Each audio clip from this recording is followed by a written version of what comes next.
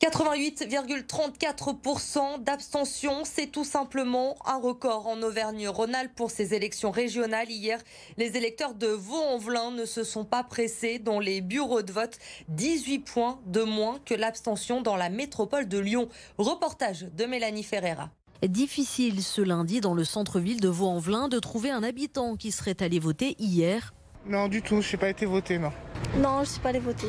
Non, je ne suis pas parti voter. Et ces abstentionnistes vaudés ont chacun leur raison. Ça m'intéresse pas. J'ai profité du soleil, du beau temps et tout ce qui s'en suivait. On a eu l'impression que l'enjeu n'était pas forcément national, régional, et on ne sait pas forcément ce que les autorités régionales font. L'abstention a battu des records. À Vaux-en-Velin, elle atteint plus de 88% des inscrits. Elle est plus frappante dans les quartiers populaires, mais aujourd'hui, en réalité, elle progresse partout. Elle avait progressé au municipal, alors qu'on est dans l'échelon d'extrême proximité.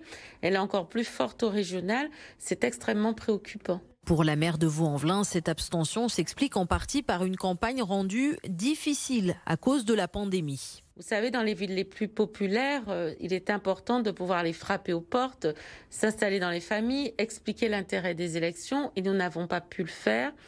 Peut-être les conditions de la campagne, pour finir, les propagandes électorales ne sont pas arrivées. Et puis structurellement, c'est une défiance qui s'accroît vis-à-vis des institutions. Hélène Geoffroy sera donc sur les marchés de la ville mercredi et jeudi pour tenter de mobiliser ses habitants. Elle qui soutient la liste de l'Union de la gauche face à Laurent Wauquiez et aux candidats du Rassemblement national.